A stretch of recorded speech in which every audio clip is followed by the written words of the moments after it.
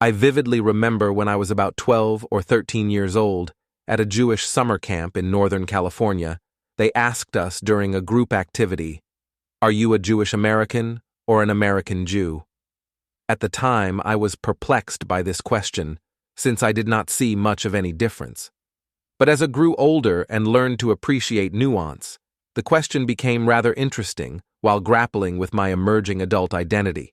Turns out, the same debate rages in Israel, not so much verbally, but ultimately in how Israelis relate to Zionism, the state, and its political leaders.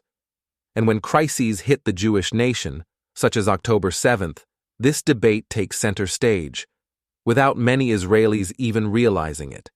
Let me explain. Israeli Jews, who prioritize their national identity as Israelis, are first and foremost citizens of Israel, a democratic country. They are also, as a secondary or even tertiary marker, Jewish, whether by religion, ethnicity, tradition, and/or culture. By putting an emphasis on Israel as a democratic country, they often desire what is called in the West separation between church and state. In this way, they are more inclined to support Israel as a state for the Jews, but not a Jewish state. Hence, they are more left-leaning and place a premium on democracy and, by extension, liberalism. For example, many Israeli Jews do not want Judaism influencing socio-political decisions, such as public transportation on the Sabbath, overly religious education in primary schools, and Jewish marriage protocols as the only legal way to get married in Israel. I have two main criticisms of Israeli Jews. The first is that they relegate Judaism to a religion. Indeed, Judaism has religious components, but it is not exclusively a religion, at least not in the same way that Islam and Christianity are religions. Judaism is the culture, heritage, traditions, and history of the Jewish people. And my second criticism of Israeli Jews is that they tend to forget which part of the world we live in, the Middle East. Many of them wrongfully assume that the Palestinians are just like us, and therefore want the same things as us, e.g., to make a decent living and live in peace with everyone around us. Hence, according to this line of thinking, if we just made peace with the Palestinians and helped them found their own country, we would all live in peace and harmony. If that sounds like a Disney movie, it is because many Israeli Jews are living in a movie, as we say in Hebrew, to describe someone who is totally out of touch with reality. Then there are Jewish Israelis who place a greater emphasis on their religious or ethnic identity as Jews who live in Israel. This term is common in contexts where the distinction between different religious or ethnic groups within Israel is important. For example, when discussing the Jewish community in contrast to Arab Israelis or other non-Jewish citizens of Israel. Here is how Israeli media personality Lali Darai described it, quote, "Living in Israel is for us the continuation of our Jewish identity, whereas the program presented by the left is cosmopolitan, in which nationalism is overcome. We do not relate at all to this discourse, in which human and civil rights come before our Jewish identity." End quote. In this way, Jewish Israelis are more inclined to vote for politicians whose policies include reinforcing Israel as a Jewish state and not just a state for the Jews. Thus, Jewish Israelis tend to be more right-leaning and prioritize the Jewish aspects of the state over democracy and liberalism. For example, many Jewish Israelis are relatively comfortable with Judaism influencing socio-political decisions. And for them, living in a Jewish state means doing as Jews do, keeping kosher, some more than others, honoring the Jewish holidays, marrying via Jewish protocols, and ensuring that Israel remains a Jewish state first and foremost. My only criticism of Jewish Israelis is when we let Judaism and our Jewishness trample on others' rights, freedoms, and opportunities. For example, some Jewish Israelis over-index on their resentment of Arabs, including Israeli Arabs, even though Israeli Arabs are an asset to the state of Israel so long as they are law-abiding citizens. If we do not treat Israeli Arabs as an asset, they become a liability, which harms the state of Israel's national security by effectively turning Israeli Arabs into the notorious fifth column, a group within a country who is sympathetic to or working for its enemies.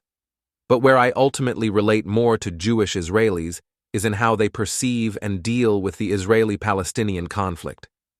They see it for what it is, not merely a territorial dispute, but a clash of national identities, historical narratives, and religious ideologies.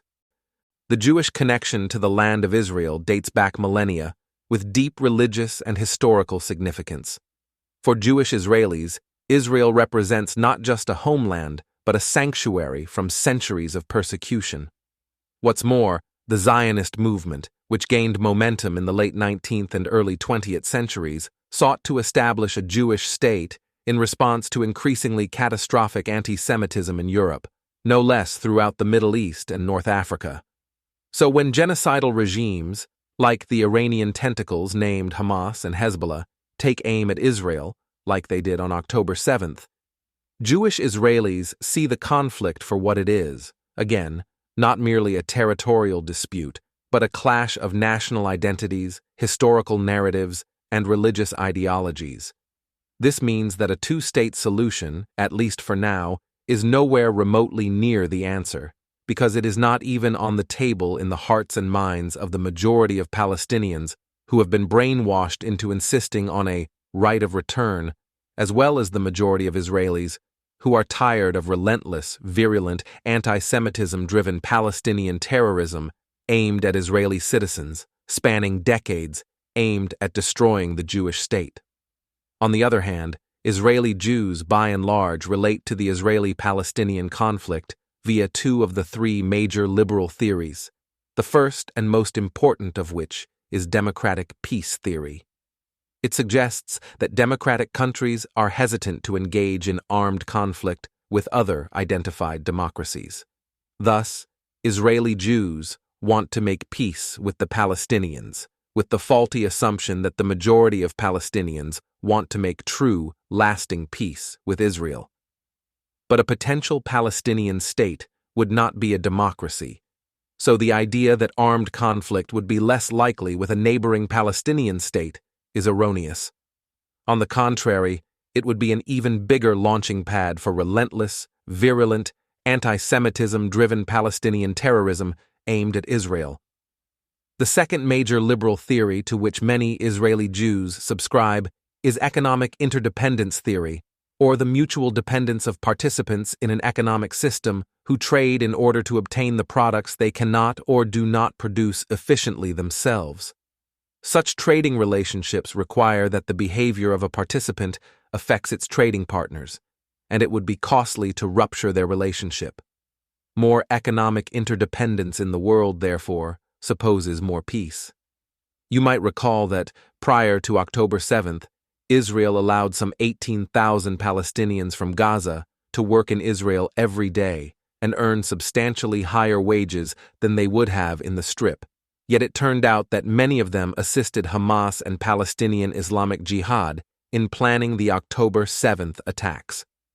Israel also supplies the new Israeli shekel as Gaza's currency, since no other country on this planet would dare give the Palestinians their currency for rightful fear of devaluation. And that did not stop 3,000 Palestinians from waltzing into Israel pogrom style on October 7th. No less that more than 50% of Palestinians in Gaza are satisfied with Hamas's war efforts, according to recent polling. The problem with each of these liberal theories is, while Israel has tried to engage in each of them, the Middle East and North Africa are inherently non-liberal environments. And no matter how much Israel tries to be a liberal democracy in the region, the Jewish state is a product of its own environment, like every country in every region on this planet. Lawrence, who knew Arabia well, compared Arab societies to shifting sand that one moment speaks quietly and the next turns into a storm. They are societies that have a strong tendency towards violence, that can only exist under the rule of tyranny, and that are overly preoccupied with genius, pride, and victory. Ultimately, they are societies that in a certain sense are still characterized by the ancient mentality of ancient times. This is where realism, the antidote to liberalism, comes into play. But even within realism, there are different streams. For instance, there are those known as defensive realists who believe that the structure of the international system, that is, anarchy, fosters security competition, but it really rules out the great power of war almost all the time.